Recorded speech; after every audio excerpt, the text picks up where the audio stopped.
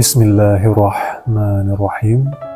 Awal mula kata didatangkan, salam ta'zim pengiringi. Assalamualaikum warahmatullahi wabarakatuh. Alhamdulillah, assalatu wassalamu ala rasulillah. Rabbi srahli sadri wa yassirli amri wahlul uqdatan min lisani yafqahu qawli. Sahabat Hendrix, pada kesempatan kali ini kita akan berkisah tentang satu kisah yang terjadi pada zaman sebelum kita, yaitunya kisah yang terjadi di kalangan Bani Israel. Kejadian tentang kisah laki-laki yang membuang emas sebanyak 1000 dinar. Tanpa terpaksa, tanpa menyesal, dia buang semuanya ke laut. Bayangkan sahabat Hendrix, 1000 dinar itu setara dengan 4/4 kilogram emas. Karena seperti kita tahu, 1 dinar itu sama dengan 4,25 gram emas. Kalau kita rupiahkan pada hari ini, nilainya lebih kurang sekitar 4,5 miliar. Kisah ini nyata sahabat Hendrix, benar-benar terjadi. Karena yang mengisahkan kisah ini adalah Rasulullah SAW.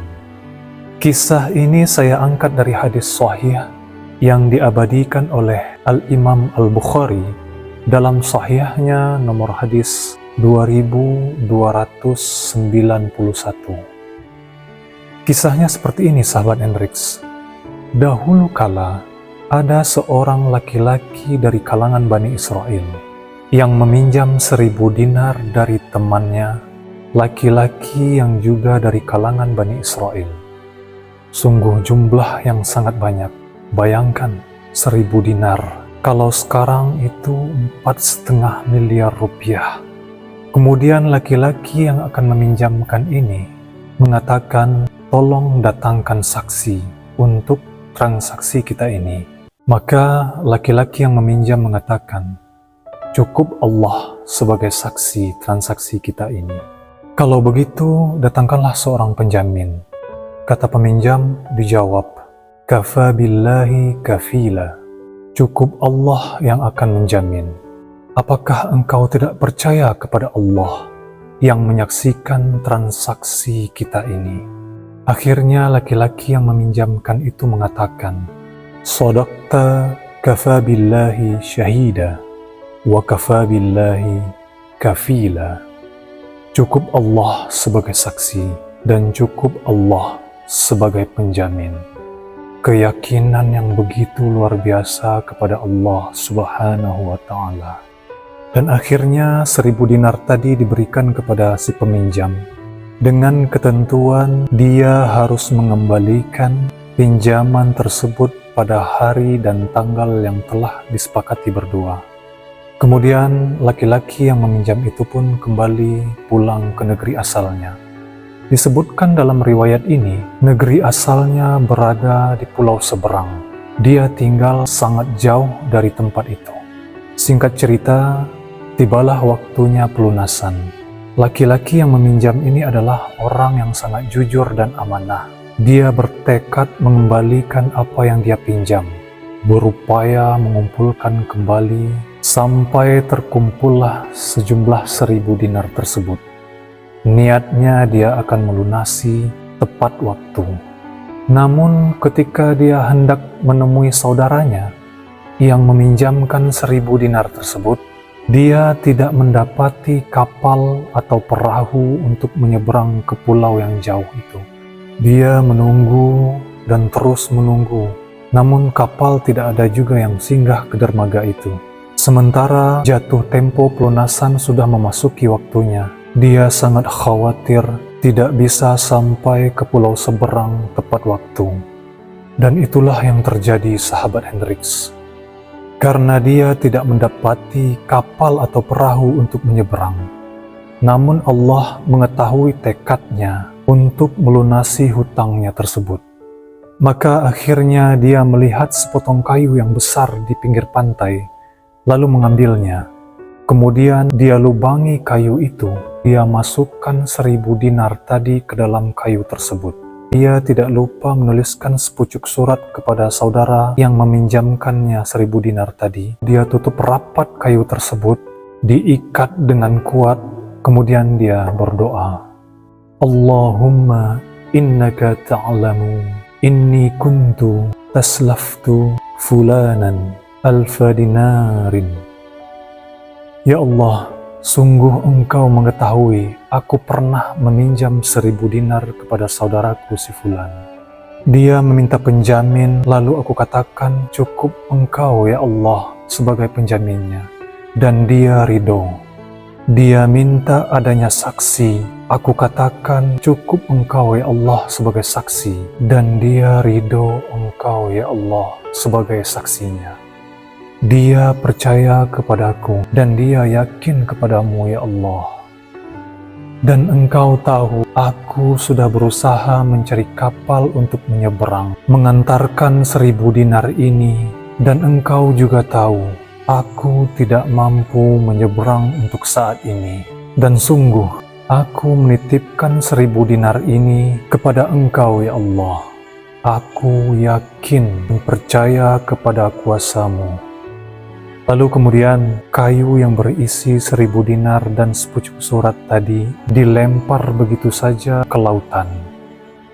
Hatta walajat fihi. Kemudian kayu itu terombang-ambing di lautan. Entah kemana akan menepi, hanya Allah yang tahu. Kemudian laki-laki yang meminjam ini kembali pulang ke rumahnya. Lalu apa yang dilakukan? Ternyata dia kembali mengumpulkan harta, menabung, berusaha mengumpulkan 1000 dinar lagi, bekerja siang dan malam.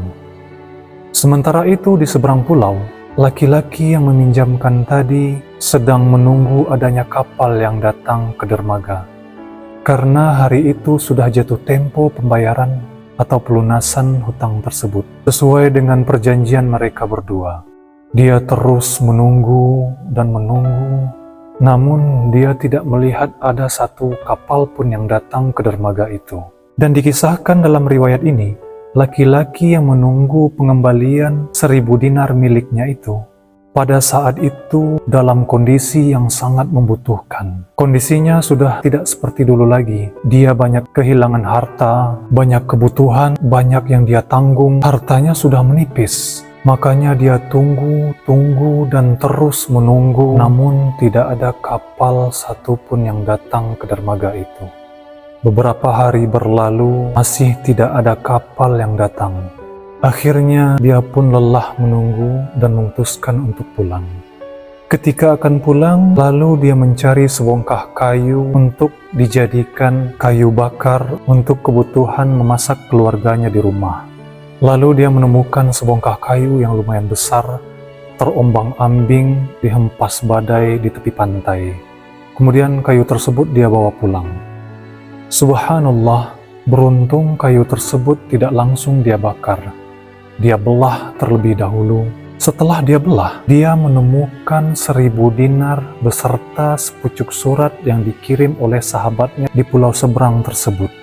Kemudian dia baca surat yang berisikan permohonan maaf dari saudaranya yang meminjam waktu itu, bahwasanya dia tidak bisa datang dengan tepat waktu karena tidak menemukan kapal atau perahu untuk menyeberang. Akhirnya beberapa waktu kemudian, si peminjam datang dengan membawa 1000 dinar yang baru yang dia kumpulkan siang dan malam, lalu memberikan 1000 dinar tersebut kepada orang yang meminjamkan tadi. Dia mengatakan, "Aku mohon maaf wahai saudaraku, aku tidak bisa datang tepat waktu karena kendala-kendala yang aku hadapi. Ini 1000 dinar aku kembalikan. Aku mohon maaf atas keterlambatan ini." Bayangkan sahabat Hendricks, kejujuran yang luar biasa. Padahal sebelumnya dia sudah menitipkan 1000 dinar kepada Allah untuk disampaikan kepada saudaranya itu. Namun dia tidak bergantung kepada ombak, kepada kayu, kepada lautan. Dia hanya bergantung kepada Allah. Kendati demikian, dia tetap berupaya meyakinkan dirinya bahwa 1.000 dinar itu benar-benar dikembalikan kepada saudaranya. Dia kembali mengumpulkan harta, menabung, berupaya membawa 1.000 dinar lagi. Namun kemudian coba perhatikan apa yang dikatakan oleh laki-laki yang memberikan pinjaman tersebut. Bukankah engkau telah mengirimkan sesuatu kepadaku? Tampaknya laki-laki yang meminjam ini berupaya menyembunyikan perbuatannya memasukkan 1.000 dinar tersebut ke dalam kayu. Dia berharap cukup hanya Allah saja yang tahu. Cukup Allah Subhanahu wa Ta'ala saja yang menghitungnya sebagai pahala untuknya di akhirat kelak. Tetapi laki-laki yang meminjamkan itu dengan jujur pula mengatakan, "Fa innallaha qad ada'anka." Sesungguhnya Allah telah menyampaikan titipanmu kepadaku. Titipanmu yang engkau masukkan ke dalam sebongkah kayu, itu sudah sampai kepadaku. Maka 1.000 dinar ini milikmu. Silahkan engkau bawa pulang kembali. Karena hakku sudah aku dapatkan. Padahal kalau dia mau, dia bisa saja mengambil 1.000 dinar tersebut. Berarti dia mendapatkan total 2.000 dinar. Tetapi dia tidak mau melakukan itu karena takut kepada Allah, karena dia meyakini bahwa Allah Subhanahu wa Ta'ala melihat semua apa yang terjadi. Sahabat Hendriks, kemudian dalam riwayat lain, Abu Hurairah menceritakan, setelah mendengar kisah ini dari Rasulullah SAW, para sahabat pun berdebat, siapakah di antara kedua laki-laki ini yang lebih soleh, yang lebih bertawakal kepada Allah. Sampai-sampai para sahabat Rasulullah pun memperdebatkan kedua laki-laki ini, memperbincangkan siapa di antara kedua orang laki-laki ini yang lebih amanah. Yang meminjam sangat amanah, yang meminjamkan pun juga amanah. Sungguh kisah yang luar biasa. Subhanallah. Pelajaran yang bisa kita ambil dari kisah ini adalah bahwa Allah lah yang mengatur kejadian tersebut. Tidak ada sesuatu yang terjadi kebetulan di bumi ataupun di langit begitu saja, tanpa ada tujuan dan hikmahnya. Semuanya telah diatur oleh Allah Subhanahu wa Ta'ala. Kemudian pelajaran berikutnya, berapapun besar hutang seseorang yang dimiliki, namun jika bertekad untuk melunasinya, maka Allah akan bantu berapapun besar hutang tersebut. Diniatkan dalam hati untuk membayarnya. Sebaliknya, jika seseorang meminjam kepada saudaranya, lalu dia memiliki niat yang buruk, maka sekecil apapun hutang tersebut, Allah tidak akan memberikan taufik untuk mengembalikannya. Dan ini adalah kezaliman yang akan dituntut di akhirat kelak. Pelajaran berikutnya dari kisah ini, mari kita renungkan bersama sahabat Hendriks. Betapa dua orang laki-laki ini berprasangka baik kepada Allah. Mereka meyakini cukup Allah sebagai saksi, cukup Allah sebagai penjamin. Prasangkaan itulah yang akhirnya berbuah manis. Dari kisah ini kita juga belajar betapa berharganya amalan tawakal, hati yang bergantung hanya kepada Allah. Namun tawakal itu juga harus disertai dengan upaya. Kita lihat laki-laki ini, dia berupaya mencari kapal, bahkan berupaya untuk mencari tambahan 1.000 dinar lagi. Allahu Akbar. Sungguh kisah yang sangat luar biasa. Sahabat Hendriks yang sama-sama mengharapkan ridho dari Allah Subhanahu wa Ta'ala. Terkait dengan referensi kisah ini, sahabat Hendriks silahkan buka Sahih Al-Bukhari nomor hadis 2291. Dan hadis ini sahih, diriwayatkan dari sahabat yang mulia Abu Hurairah radhiyallahu anhu. Semoga kisah ini bermanfaat. Segala yang benar itu datangnya dari Allah Subhanahu wa Ta'ala, dan yang salah datangnya dari saya, Hendriks Litarik Sutansati. Banyak maaf. Wabillahi taufik wal hidayah. Wassalamualaikum warahmatullahi wabarakatuh.